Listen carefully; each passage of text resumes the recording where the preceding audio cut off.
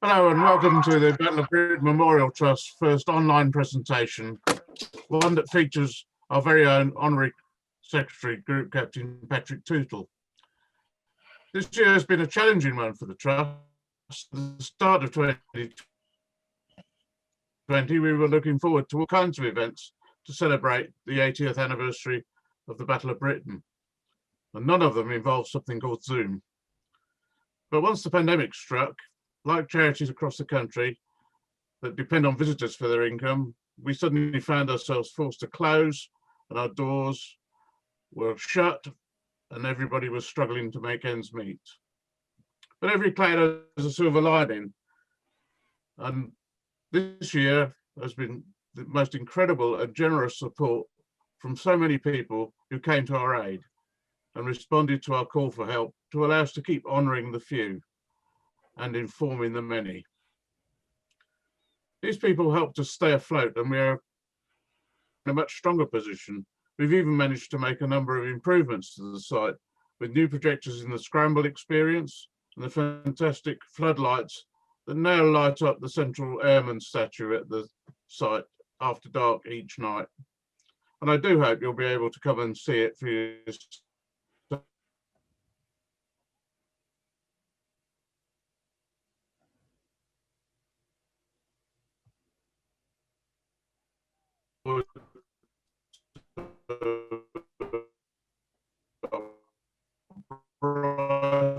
Future once things return to at least opportunity to keep in touch and learn new things. It must be great pleasure to introduce Patrick, who will entertain us this afternoon, and I'm sure he'll inform us as well. But before I do that, just a quick note on the buttons at the bottom of your screen. To ask a question, which Patrick will answer at the end of the presentation, just click the Q&A button at the bottom of your screen and type in your question in the box. So without any further ado, I'm pleased to welcome Patrick Tootal, the Honorary Secretary of the Battle of Britain Memorial Trust, who will give us a little bit of insight into his time as a diplomat, or maybe not so diplomatic, in Argentina. So over to Patrick. Good afternoon, everybody, and welcome to this first sort of webinar presentation. I've served 33 years in the Royal Air Force, and for my last 5 years in the RAF, I served as a service attaché at the British embassies at Madrid and Buenos Aires.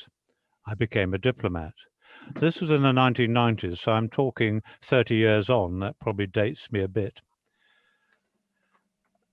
My last tour in the operational tour in the Air Force was Officer Commanding RAF Lavington. It was a then Strike Command station, but it had lots of units. It had the balloon unit for parachute dropping, training, parachute packing, had lots of other small functions, but it couldn't be really key frontline station. So my time finished in January 1987, and as an ex-Hercules aviator, it's perhaps inevitable my career had plateaued. This assessment was supported by my posting officer. With a boring desk job in the Ministry of Defence, inevitably I remembered that one of my air marshals I worked for had recommended in my annual report that I'd make a good attaché. So I rang my poster and said, how about it? His retort said, such a posting would ruin my career. The RAF considers that except for Paris and Moscow, attaché appointments are dead career-wise. As he had already agreed I had no career, I said, please find me an attaché job. And almost by return, he said, you can go to Quito in Ecuador or Madrid. I said, Madrid, please. He then said the bad news. I had to be in post by the 6th of May, and it was already mid-January. I had a smattering of Portuguese from my childhood in Brazil, and after the war, when my mother visited my aunt there, and a bit of schoolboy French. I immediately started a session of 8 weeks of one-to-one on Spanish at RAF North Luffenham. In the middle, I had 4 weeks attaché training in London. Before I move on, let me show you the standard British embassy as it was in 1990. And you see at the bottom, at the right-hand side of the slide, is the defence section. And it's the same for a High Commission. So what is a defence attaché? I'll leave you time to read that.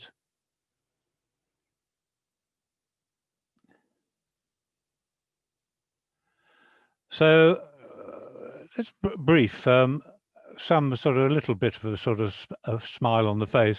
So Sidney Wotton said, Elizabeth, who's an Elizabethan quarter, said that an ambassador is a gentleman who's sent abroad to lie for his country. And a military attaché has been described as a gentleman sent abroad to lie, cheat and steal for his country. I commend the last words on that slide, and perhaps you may say if I've been diplomatic at the end of this presentation, and I'll leave you to decide that.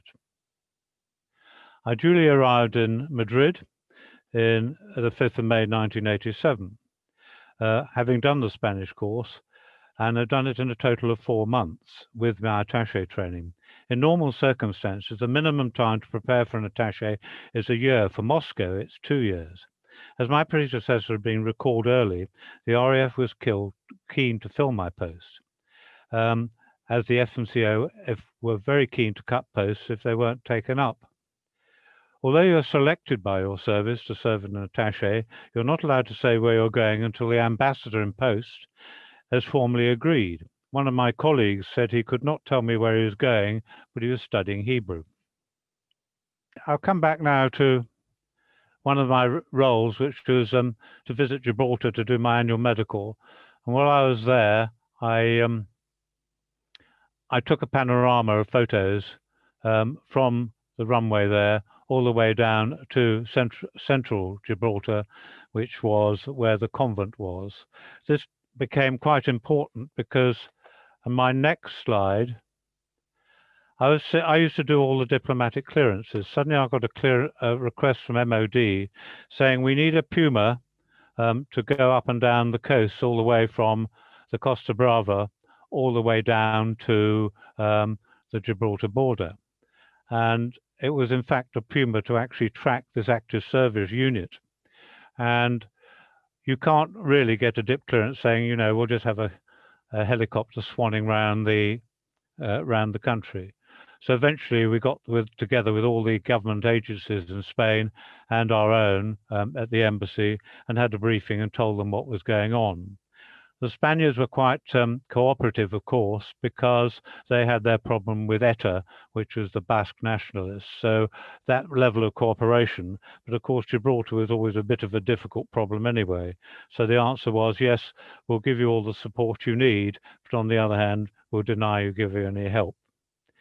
Anyway, these three lovely people were going to try and kill or blow up a bomb when the governor had his parade outside the convent.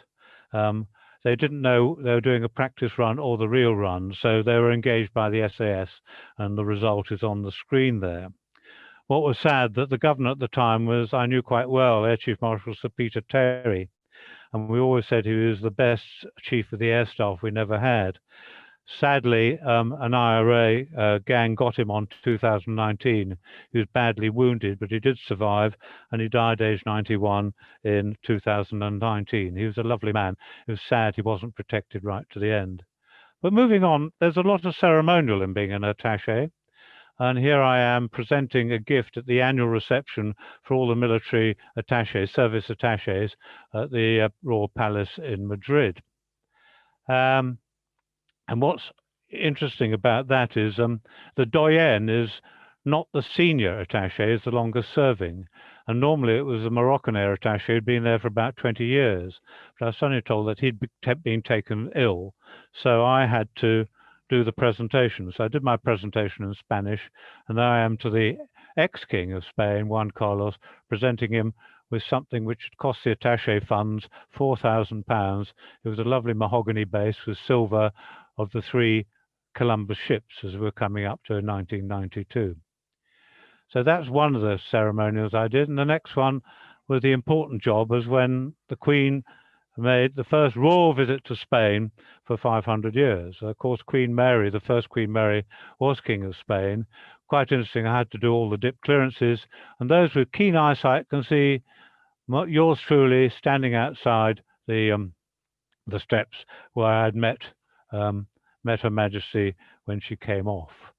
So that was quite nice to do, and all the all the dip clearances for that. But moving on from that, one of the other jobs I had to do was attend the annual graduation of the Spanish Air Force Academy down at San Javier. What a lovely place to have an academy. Compared with Cranwell, it's positively heaven. But I went there every year to present the English prize. And on the last occasion, I was there, and although he didn't win the prize, the now present King of Spain, Felipe VI, was graduating.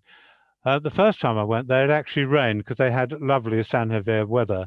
They had a lovely thunderstorm just for the outside ball.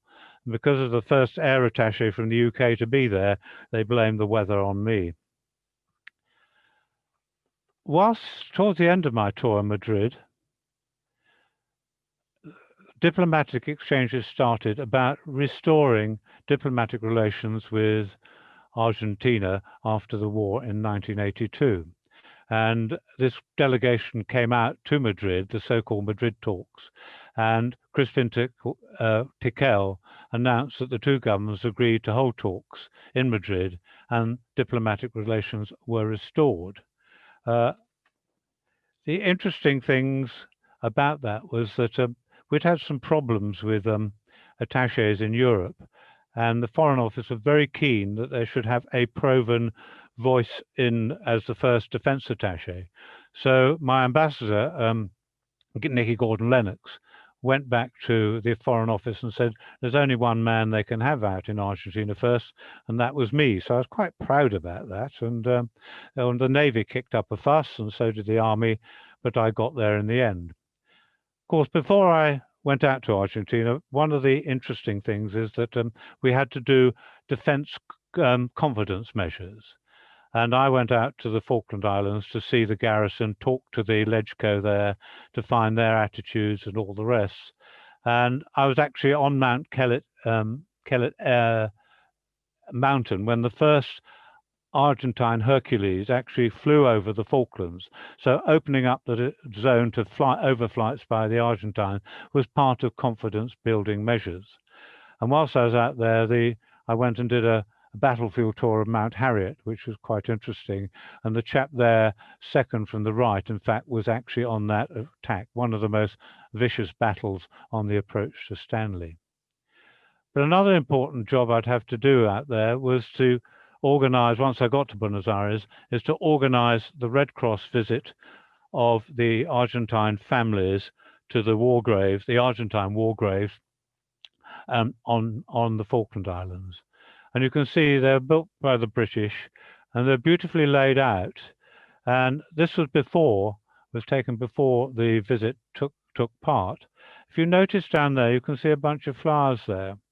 And it's quite interesting that, of course, the Argentine forces were at Goose Green for quite some time. There are a lot of young conscripts who thought they were in Patagonia.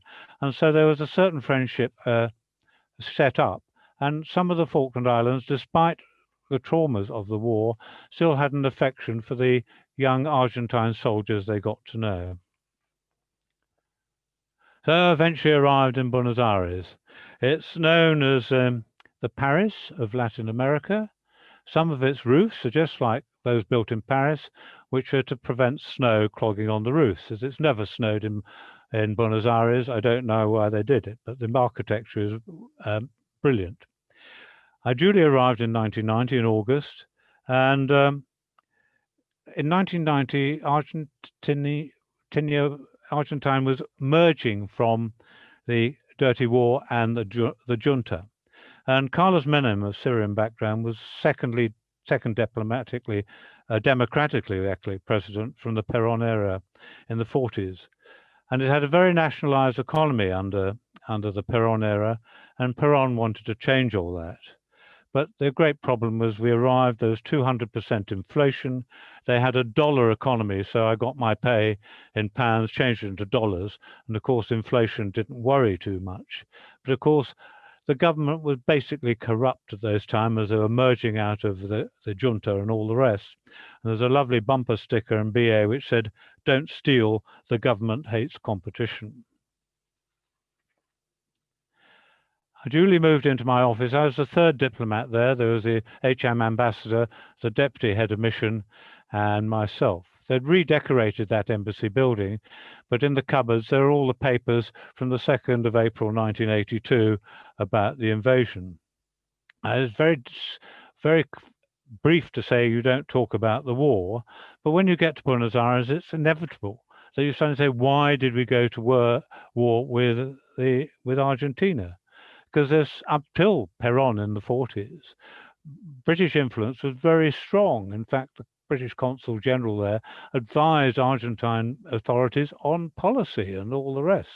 And there's the British clock, and all the schools are British and follow our curriculum. So there's very little. You'd say, why did we go to war? And of course, it was really down to the politics of junta. But my first visitor, when I'd got into my office, I'd been a day in, was the chairman of the Buenos Aires Royal British Legion branch. And he said, when you meet, as I had to do, meet all the chiefs of the services, as there are many ex-service people in BA and in Argentina, he asked, could we have or reinstate Remembrance Sunday services? So I met with the chief of the Argentine Defence Staff, and I said, can we do this? And he said, by all means, and can I send a general to represent the Argentine Armed Forces? I said, yes. And it was held in St. George's Anglican Cathedral, and an Argentine general was Mace Malcolm, and the choir from the British school sang Amazing Grace, and there wasn't a dry eye in the house. I run ahead of myself a bit, because here is this Casa Rosada, the pink house. My photo of it is not very pink, I'm afraid. But anyway, here is the Casa Rosada. And why I go on to that is because this balcony over here, where the famous film of Evita was filmed. And this is a shot from the screenshot from the film. And sadly, I'll just move on one slide.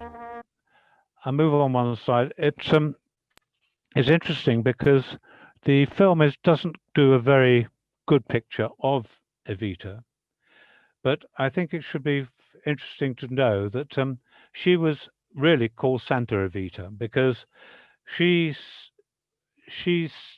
was no formal minister, but she acted as Minister of Labour and de facto of Health, and awarded generous wage increases to unions to support Perón. She founded the Eva Perón Foundation, which is supported by voluntary union and business contributions, plus a substantial cut from the National Lottery and other funds.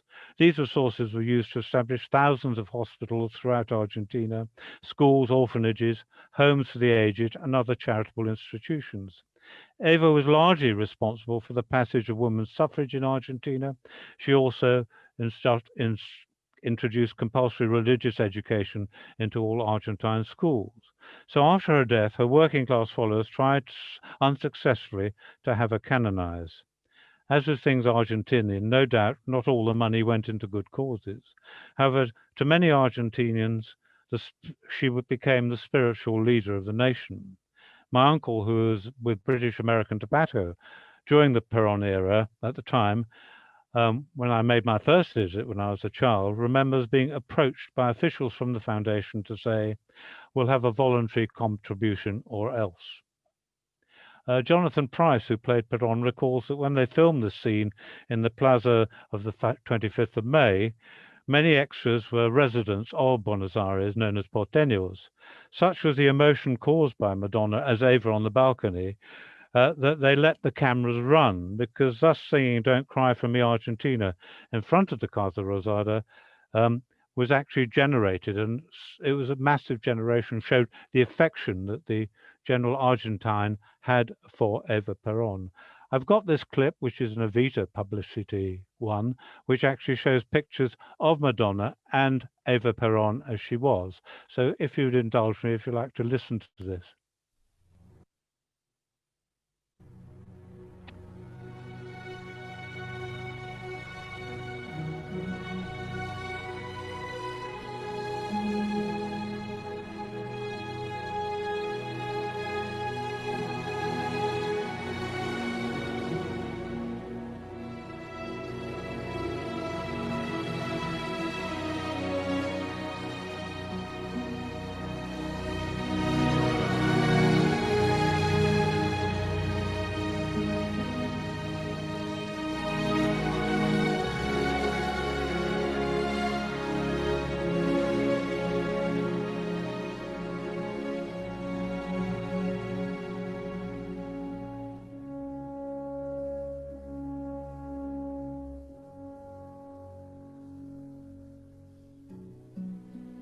won't be easy.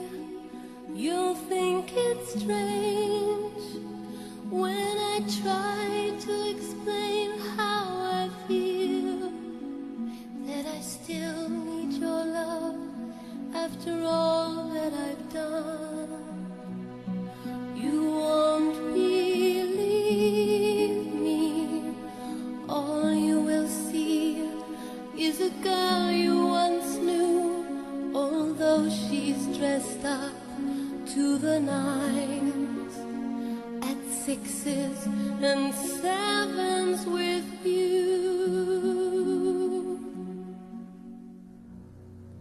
I had to let it happen. I had to change. Couldn't stay on my life down at heel, looking out of the window, staying out of the sun.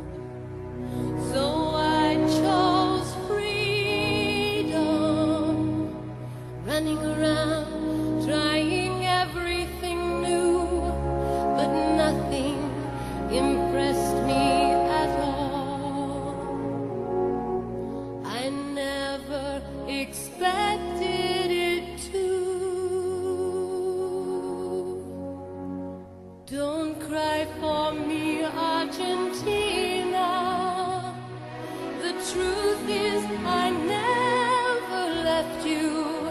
All through my wild days, my mad existence, I kept my promise. Don't keep your distance.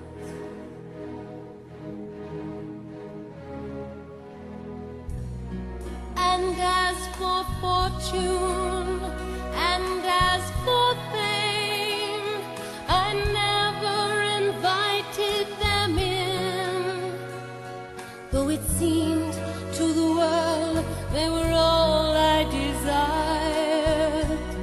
They are illusions, they're not the solutions they promised to be. The answer was here all the time. I love you and hope you love me.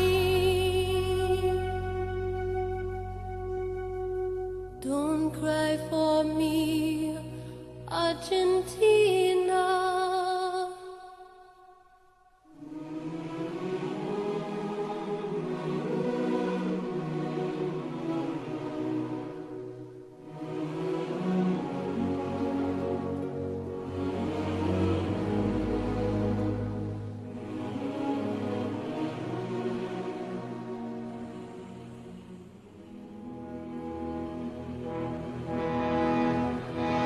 Don't cry for me, Argentina. The truth is I never left you. All through my wild days, my mad existence, I kept my promise. Don't keep your distance. Have I said too much? There's nothing more I can think of to say to you.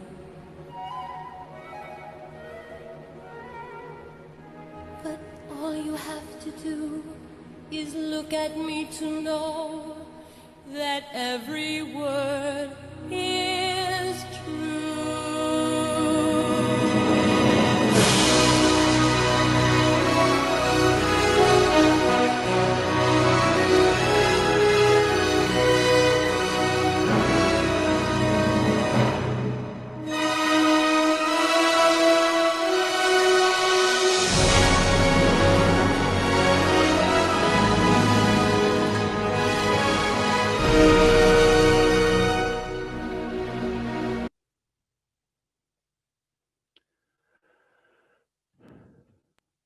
Right. That's an interlude. I showed you that because it shows how beautiful that Buenos Aires is. And the country, you've got the pampas with topsoil 12-foot deep. That's why it's so good for breeding beef. To the Atlas Mountains, which really match what you could, the Andes Mountains, which you can match in Switzerland. But back to work. Here's a reception with President Menem in the so-called Pink House, the Casa Rosada. But moving back to work, that building there is the Libertador building, which is now their MOD headquarters, but then it was the Army headquarters, which is quite impressive. This was the first building I visited when I got there, and it was my first visit as the newly arrived Defence Attaché. As you can imagine, having come from a country which had gone to war 9 years earlier, all the attaché corps were a bit worried how I would be received. And so I went up the big steps of that building feeling a little bit out of place, because there's a huge foyer in the bottom of that building up the steps. On the left-hand side was the attaché corps. Right in front of me was the Argentine army led by that gentleman on the right, General Balzar, who was the vice chief of the Air General Staff. And they're all waiting to see what the reaction was. And to this day, I give my thanks to General Balzar as I walked across this huge foyer. He strode across, gave me the big Argentine abrazo, the hug, and said, "Patrick, my house is your house whilst you're here." So that broke all the ice, and suddenly everyone started talking to me. I was there when they had the last military uprising. It was about 3 months into my tour, and it was still summer, and I was listening to the CNN equivalent or BBC Breakfast, and I could hear banging on the soundtrack. And also it was sort of in stereo almost outside my house. There had been an uprising in a barracks north of Buenos Aires, and the building there, the MOD or the General Staff building, had been overtaken by a bunch of guys called the Cara Pintada, the painted-faced ones. They're mainly colonel and below and senior NCOs who felt that had Menem come into power, the status of the armed forces, which tended to run a lot of things, had been decreased. So that's why they revolted. Luckily, Balzar, the one on the right, reacted very quickly and immediately got the barracks put down, opened fire on with few casualties, and got the Libertador building surrounded. They also then brought in the special boat section, the Buzos Tactical, from the the Argentine Navy, and they surrounded it. And also to frighten them, they then were buzzing the building with skyhawks and mirages. And the internet's wonderful because I've actually found a news clip of it. If it will play.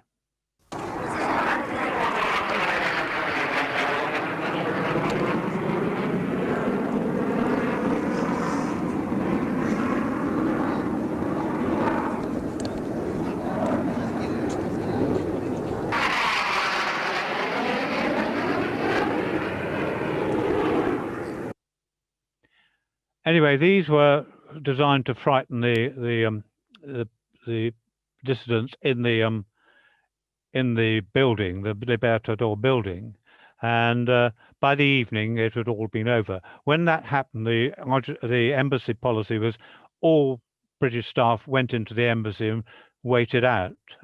Luckily, it only lasted a day. But what was interesting, the next day there was an attaché visit to that building. And although there'd been a bit of a gunfight there, you could see no record of it. The Argentine Armed Forces certainly looked after themselves well. This is their Armada or Admiralty building. This is the Air Force headquarters. Notice there's a Meteor, which used to equip the Argentine Armed Forces. In fact, post-war, and there were quite a lot of British kit went to the Argentine Armed Forces. We had 2 Type 42 destroyers, lots of aeroplanes. In fact, whilst I was there, the Rolls-Royce rep came to me and said, "We've got a problem. We need to re-establish now we've got diplomatic relations because we've got over 2,000 Rolls-Royce engines and we haven't had them serviced for 9 years." So that was quite interesting. And I said, you won't get much back until Margaret Thatcher goes out of, was not Prime Minister anymore. Interesting thing about Argentina, when you look at the map, it doesn't look that big, but this is a superimposition of the countries of Europe within Argentina. And you see Buenos Aires up there, and I'd just done a report to the MOD saying that the airfield at Ushuaia down at the bottom here had been lengthened and resurfaced. And of course, as you see, it's the nearest Argentine base to the Falklands. And of course, the MOD still thought there was a big threat from the Argentine forces. So the MOD said, right, will you go down with your camera and take a picture? And I said, do you understand what you're asking me to do? To drive really from Gibraltar to North Cape to take a photograph. So can I have an aeroplane ticket? And they said no, because the Gulf War was about to start and there was a moratorium on defense spending. So in the end, the picture I sent from the newspaper was quite good. Of course, as the Gulf War started, and its main house history thing, 2 Argentine vessels were sent to join the task force. And you can see the 2 as a frigate and a corvette. And behind them, there's a British ship. And in fact, the Argentines were doing a refueling at sea with them. And they've got a lovely picture of that. And someone said, please don't send it to Margaret Thatcher.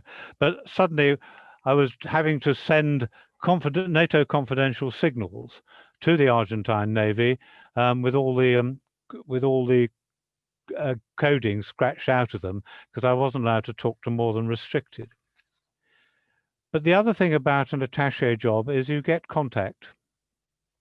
On the left there, I am at the notorious Naval Mechanics School, which during the Dirty War was a centre of torture. And that's, if some recall, 2 French nuns went missing there. The other one, I apologize for the right-hand picture, but that's me in front of the Super Étendard, which actually sank the Atlantic conveyor. But what was interesting was you can see it had no radar in it, and its engines weren't in it. And the MOD could only say only 8 of the 12 delivered by France had ever flown. And my French attaché colleague said, well, if you go behind that screen over there, the other 4 all crated up. So I was able to go back to MOD and said, firstly, none of their Super Étendards are serviceable, and also the 4 missing ones are still in their crates.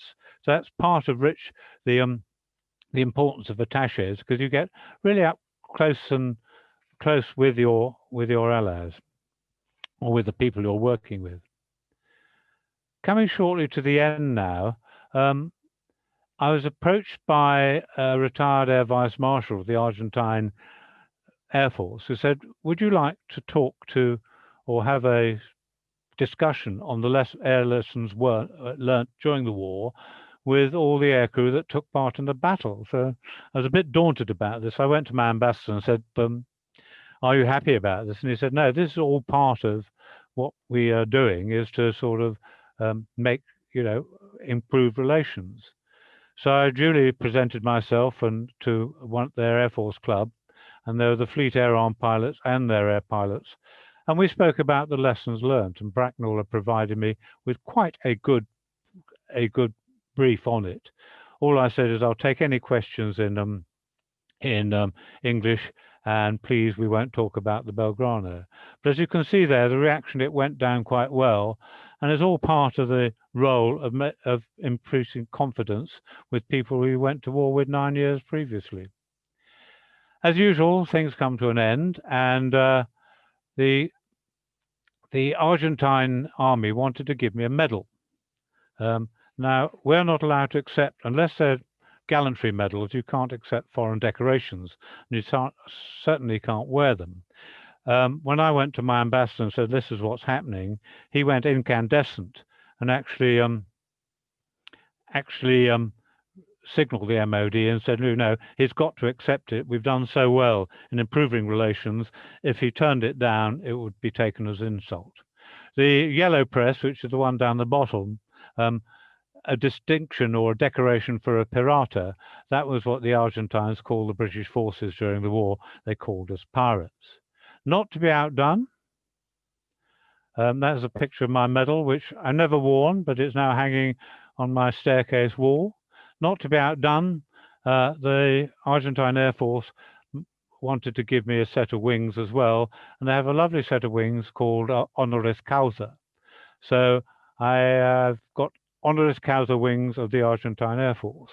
Never allowed to wear them because it might upset some people, but again, it was a very nice gesture anyway. And then that again is hanging on my wall. And really, that has come to the end. I hope you enjoyed it, and I'll stop sharing, and I think we're open for questions. Any questions? Yeah, I hope you can hear me now. First of all, a slight apology for the loss of signal midway through. It's our first one, and we're trying to learn how to do it, but I hope it didn't spoil it for everybody. Very interesting talk from Patrick. Right, questions for Patrick. We have one from Malcolm, who says, how do you feel your RAF background prepared you for your role as a diplomat? Was there anything you wish you'd been told about before you took the post? I think obviously your service training is, because as a junior officer, you're always very diplomatic anyway. You don't root to senior officers. I think one thing about 3 years at Cranmore, it gives you tremendous background how to deal with people and deal with things. And I think it was a great advantage to have had military training. The difficulty was, I mentioned that they were quite selective. During my time in Madrid, there was an attaché, the country I won't mention, and another one, which were in direct conflict with the FNCO people. The difference is the FNCO are incredibly intelligent, competitively talented people, but to a certain extent, some are not very practical. So that's why the service attachés always run the Queen's birthday party, because we are quite used to organizing things. We leave it for the diplomats to write the flowery telegrams back to the FCO, and we get on with getting the party started. Yeah, and you're still doing that, Patrick. Still organising us. Got a couple of questions from Paul Beaver. Paul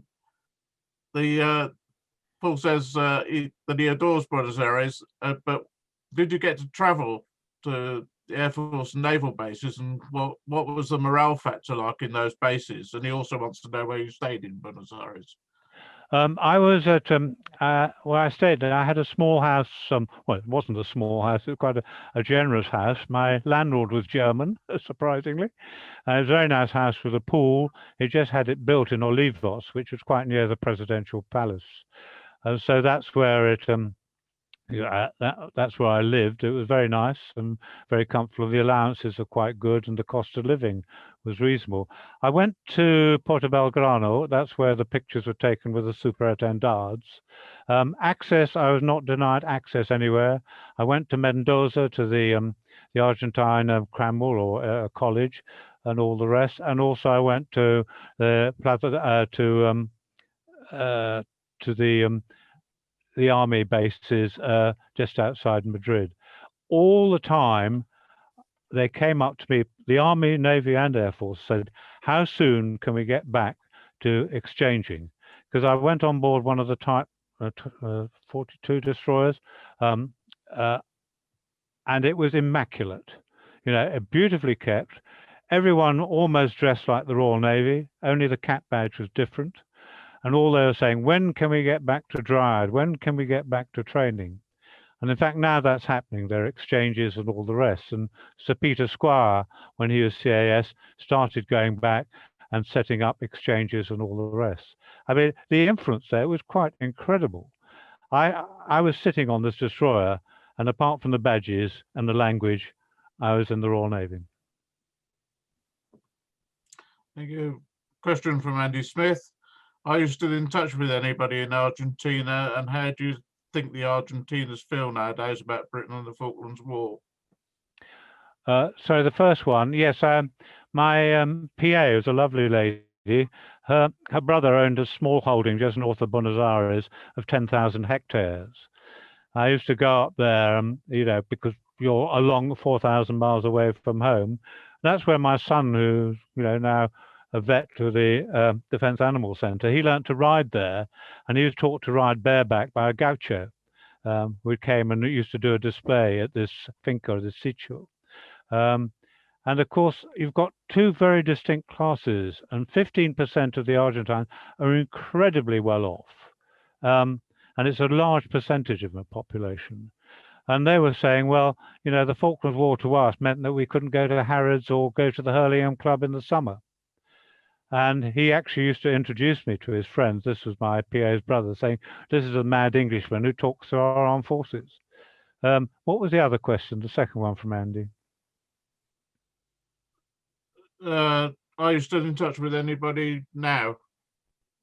Not now. General Balzar came over just before I left the Air Force in 1995. He came to do a talk at the RUSI. That's how relations had improved. And I was sitting there in the audience, and he suddenly spotted to me, and he came over, and again we had the big abrazo, and said, "I'm now in your house," he said. I think, you know, the Falklands War was an aberration. It should have never happened. You know, if we'd got our politics right, and I think if the junta had been better briefed by the Americans, because I heard one feedback was that when they went to see the Joint Chiefs of Staff, or someone said, the British forces are good at parades, good at organizing things, but don't fight. And also they made the big mistake. Whenever we go to war, we do the military assessment and then we do the political assessment. And that assessment was never done. I spoke to one of their Foreign Office people at the time, and they did know when they decided they had what to go back, why the Argentines attacked. They wanted to do what's called a golpe de Estado, which was a strike of the state, because they were losing much popularity with the dirty war and all the rest. So they wanted to do something to get their morale up. So they had three options. They had a border dispute in Misiones, which is on the Brazilian border, and they had some disputes. They never got on with the Chileans, and they had the Falklands, or the Malvinas as they call them. They knew if the Brazilians were too nice, so they didn't want to go to war with them. If they went to war with Chile, they might lose. And with all the intelligence that they got, they thought the Falklands would be a takeover. So that's why they did it. But they never assessed what would be the political reaction.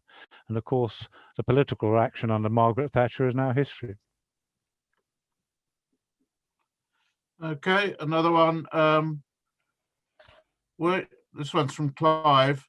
Were you aware that the SAS were on the ground in Gibraltar right from the start of their operation?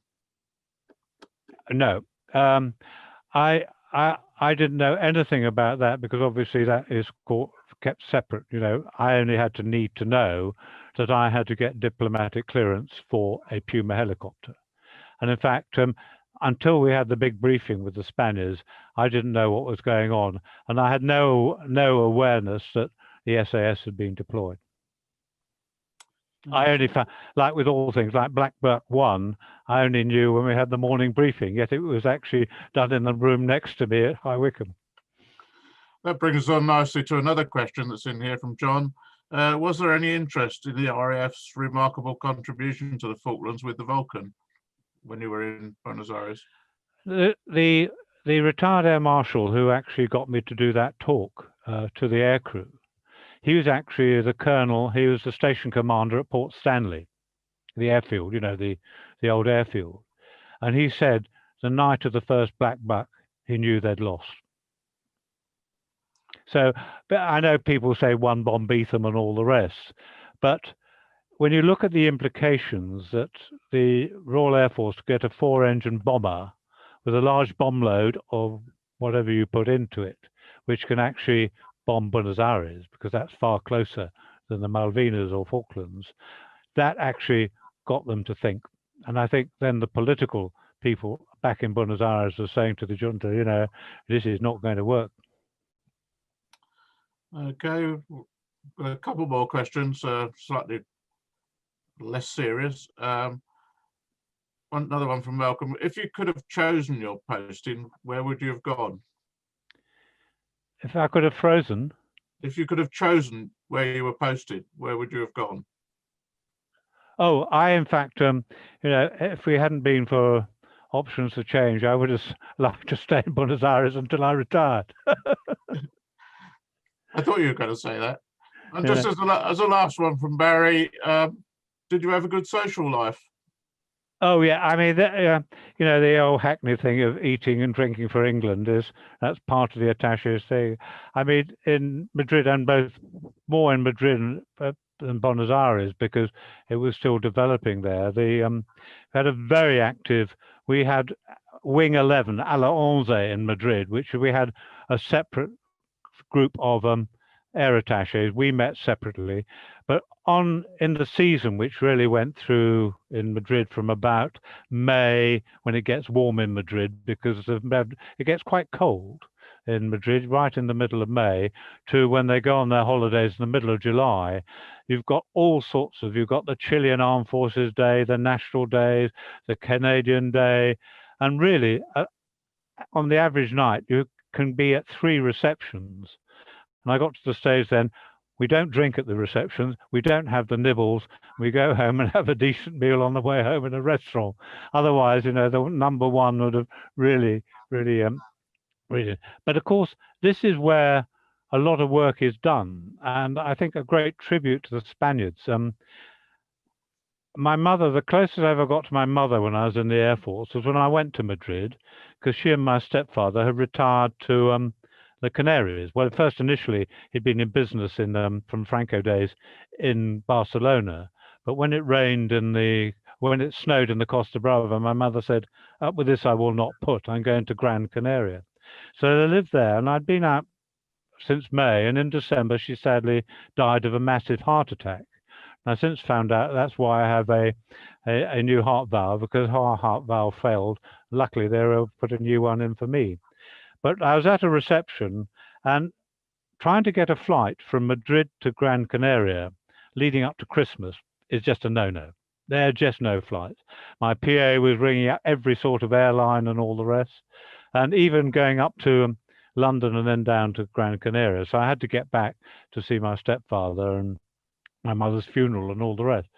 And I'd mentioned this, and of course, they take death very seriously, the Spaniards. And of course, they were all full of condolences and all the rest. And I just got home, and suddenly I got a phone call from Getafe, which is their sort of Norfolk, and said, "Look, we've cleared a Hercules from dangerous cargo. Get down there with your kit and your flying suit, where you're going supernumerary crew to Gran Canaria. And by the way, as this Christmas is coming, we've booked you back on the King's DC-8 in a week's time." And I thought that was a marvelous gesture, how you get really integrated with their armed forces. And of course, when I got to Gando Airport, I was met the station commander, car down to my father's flat. Can we help in any way? Can we be represented? And it's really when you become an attaché, particularly into a friendly country, we all get on together. And some of us do behave a little childishly at times. We always used to say when it rained, we'd go and sit under the Russian attaché's hat because it's like a big umbrella. Thanks, Patrick. There's one last one just quickly come in. Did you ever feel personally at risk when you were in Buenos Aires? In Buenos Aires, yes, but not from anything formal. There was a lot of crime in Buenos Aires because people weren't being paid. I'd be stopped by the police and asked to give them some money and all the rest. And of course, I was driving back home one evening. It was still light. Stopped at the traffic lights, and the car in front, the gunman banged down the window was open, and actually fired into the car, wounded the passenger, and robbed him and ran off. And so I managed to call the nearest policeman and all the rest. But there's quite a lot of civil disobedience or crime there. But the police were a very funny lot. I mean, I had a diplomatic pass, diplomatic plates, and I was going to Ezeiza Airport to pick up Drew, who was coming in from boarding school. He'd gone into boarding school in Madrid, and I was stopped by a policeman and flashed my diplomatic pass, which means I should be waved on. But the Argentines had given me a visiting military card for the Air Force, Army, and Navy. So I thought, I've had enough of this. So I pulled out my Colonel de Aviation card, showed it to the policeman. His face dropped, and he rushed across to his officer, who started slapping him. And this officer came over, Senor Coronel, I'm awfully sorry. Senor Coronel, please go on. So from then on, I just used my military pass and nothing else. Right. Well, that seems to have exhausted all the questions. Thank you very much, Patrick. Just for our audience, once again, apologies for the slight hiccup technically, but it is our first one, and I think we've managed to get through it in the end. We will be opening up a very quick poll for you to take part in, hopefully. If not, then you can do what you wish with it. But the stuff is that we're talking about is to do with what we do down at Capel at the time that we're shut at the moment. It looks like we won't reopen until after Christmas, despite the lifting of the lockdown, because we just have to get it staffed. But we are still operating out of Capel, and the online shop is going, so you can talk about that as well. In between times, we hope you'll continue to support us. It's been a difficult year, as we said, but we've come out of it fairly well, and hopefully we'll be doing more things that you can all come and attend in person next year. So thank you for joining us. I hope you'll join us again when we do another one. I have to persuade somebody else to have their arm up their back to do it. But thank you for all your attendance, and good night, or good afternoon, sorry.